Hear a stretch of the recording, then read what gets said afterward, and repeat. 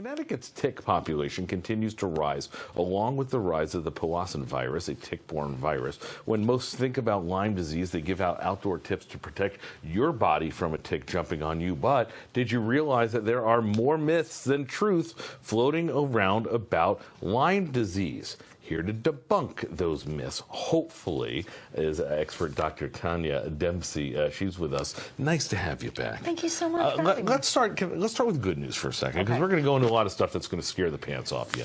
Okay. You were with us last year. 1 year later, how have we, as doctors, come in the advancing of fighting off Lyme disease? You know, so we have now some new treatment options. They're very aggressive. We've got some studies to back them up.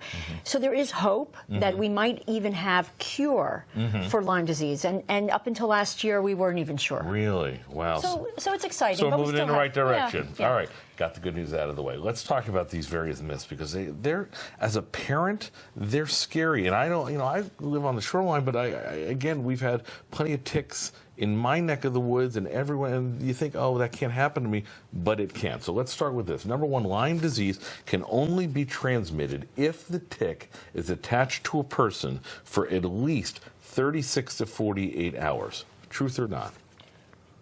Myth, okay, unfortunately, but this is the information that is being put out there on the internet, and doctors think this is the correct information. Now, here's the thing. Okay. These ticks are carrying lots of different infections. Right. And they're attaching to people. They're sucking the blood. Right. They're injecting the stuff from their stomach, which is all these bacteria and viruses. Right. Okay. All these different things get transmitted in different time frames into the person.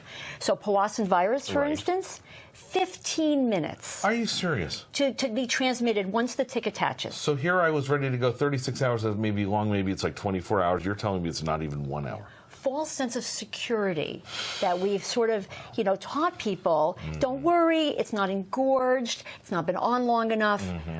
And we're going to go into the signals of it in a second. But here's another interesting one. Myth. Lyme disease can be ruled out with a simple blood test, yes or no? Myth. No. Okay. No. The current testing is flawed? Yeah, well, the current testing is old. Oh, okay. It's based on a screening test. It's a screen for one strain of Lyme. We have multiple strains of Lyme. So if you were infected with the other strain, it's not going to pick it up. And that leads to the eye test, so to speak.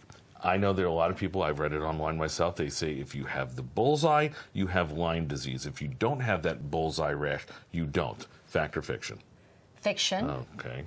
And this is a critical point.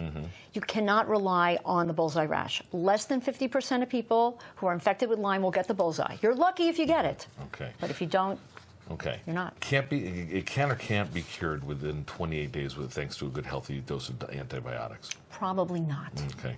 All right. Because doxycycline is the antibiotic we use. Might not be strong enough for Lyme or for other infections. All right, so let's talk about what we can do, because look, it's getting warmer, people are heading outside.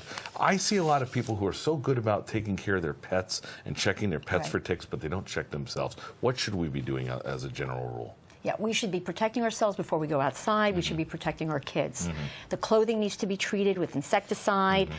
The skin needs to be treated with insect repellent. And then every time you come back indoors, take all your clothes off right at the door and check. Check yourself right then and there, because especially if it's 15 minutes before a disease can be transmitted, you don't have time. That's right. Lots more tips. I wish we had the rest of the hour to talk about this, because I got a billion more questions. But if you have questions, let us know. Fox61.com. We'll get them to Dr. Dempsey, and we will hopefully have you back sooner rather than later, so that we can keep finding out about how we're going to make Lyme disease go away. It'd be nice. Thank you so much for having me. Thanks for coming in. We appreciate you. Thanks. Good tips. Good. Unfortunately, not so good. Not so good. Not so good news, but good tips nonetheless.